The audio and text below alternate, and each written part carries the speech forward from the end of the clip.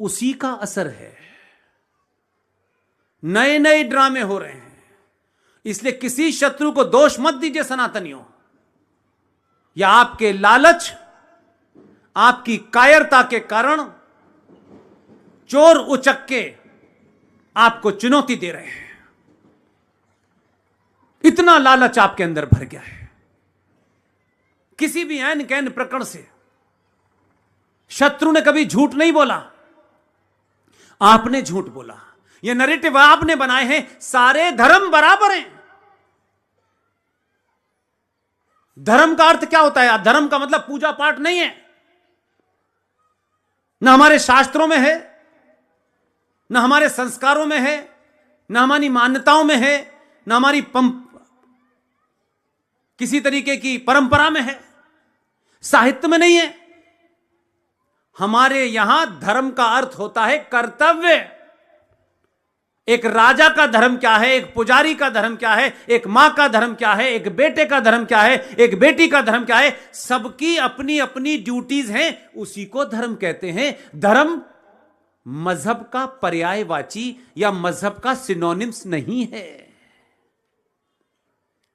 इसलिए राजा का धर्म आप सबको तो इसलिए याद होगा कि दिल्ली से एक आए थे प्रधानमंत्री, अब नहीं है वो इस संसार में।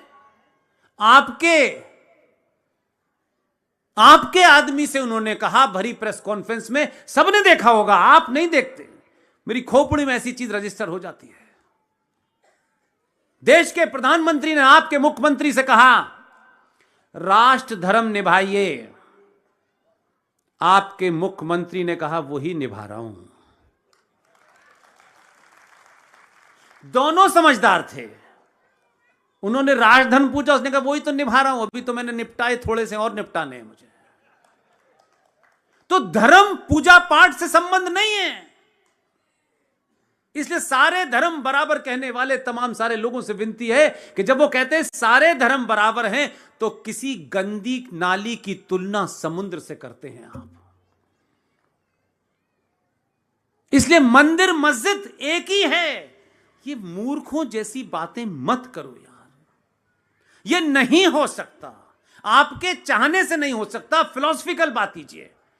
आपने अपनी किताब नहीं पढ़ी, उनकी तो बिल्कुल नहीं पढ़ी। मैंने अपनी देखी नहीं है, उन्हीं की पढ़ी है।